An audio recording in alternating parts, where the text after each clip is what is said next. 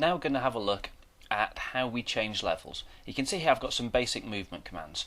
So the first thing I'm going to do is actually make my second level.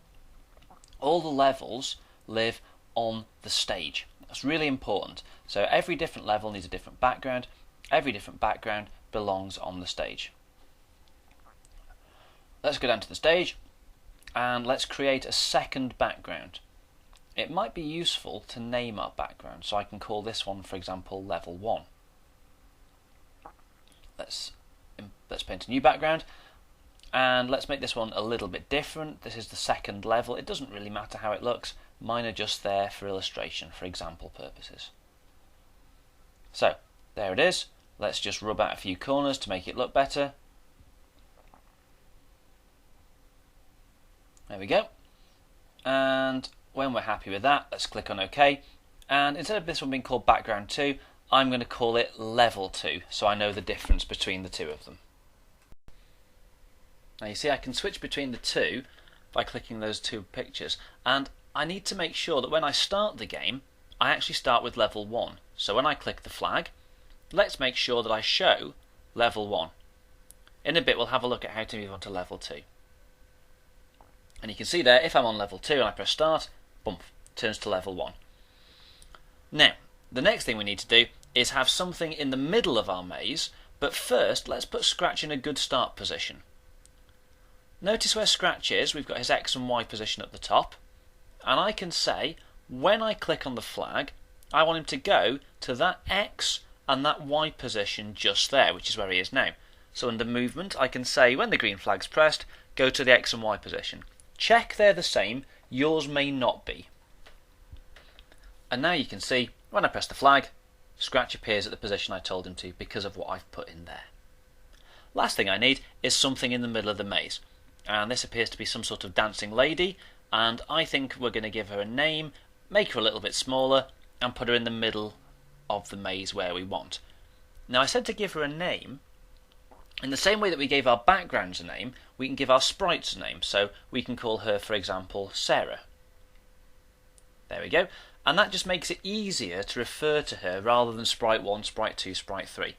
If we wanted to, we could do the same thing with Scratch and call him Scratch. I'm going to say, when the green flag is pressed, always check to see if I'm in contact, touching, I'm in contact with Sarah. Notice it says Sarah rather than sprite 1, 2 or 3 or so on.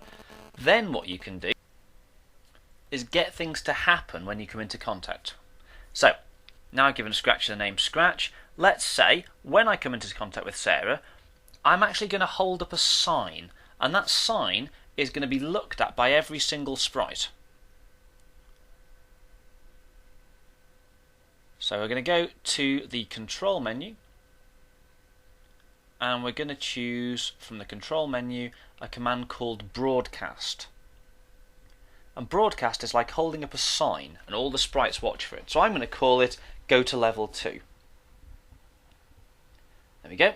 Let's create a new one called go to level 2.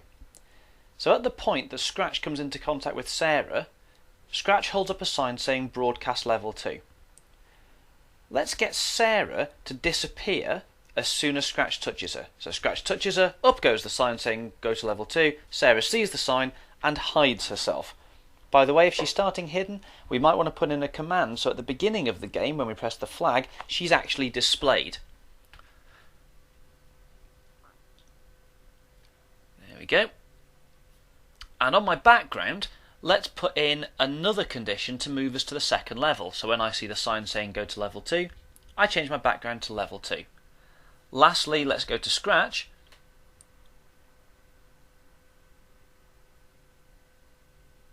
Actually, let's just check that works. There we go, we want Scratch to appear here on the second level. So let's check his X and Y position like we did before. And so now we're going to say, when I broadcast go to level 2, Sarah knows to disappear, the background knows to change, and Scratch is going to move to this X and Y position. Remember, check the numbers, yours may not be the same. Okay, so all my conditions should now be in effect, and when I press the flag, Scratch should go where he wants. The maze should change to the first maze. Sarah's shown, so when I move Scratch to find Sarah, Here we go, we're going to touch Sarah, Sarah will disappear, the background will change, here we go, and Scratch will move to the new position. Now if it doesn't quite work in the order you want, you can add in a little delay there, but that doesn't matter too much. As a note of interest, we could also go on to level 3 in the same way. So if I get my pigeon, and collecting my pigeon, but only on level 2 is what gets me to level 3. Let's make my pigeon a good size and put him where I want him. And this time, instead of saying when I touch the pigeon, broadcast the level, we'll put in something different. But for now, because the pigeon's on level 2, we need to say when the flag is pressed, hide, and when I receive level 2, show. So we're making the pigeon appear on level 2. We don't need to move his X and Y position because he's always starting there. Quick test, you can see Scratch appears, the pigeon disappears, Sarah reappears, the background changes. Scratch comes down, touches Sarah, Sarah vanishes, he moves, the pigeon appears, and the background changes. Of course, then you could add in another condition. So when I press the green flag, check to see if I'm touching sprite 1, which is the name of the pigeon because I didn't change it. If I am, you could broadcast, for example, go to level 2.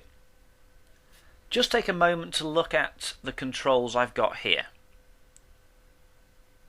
I meant go to level 3, by the way, sorry. Look at the controls I've got here. Excuse me. So when I click the flag, always check to see if I'm touching the pigeon, which is sprite 1. If I am, broadcast go to level 3.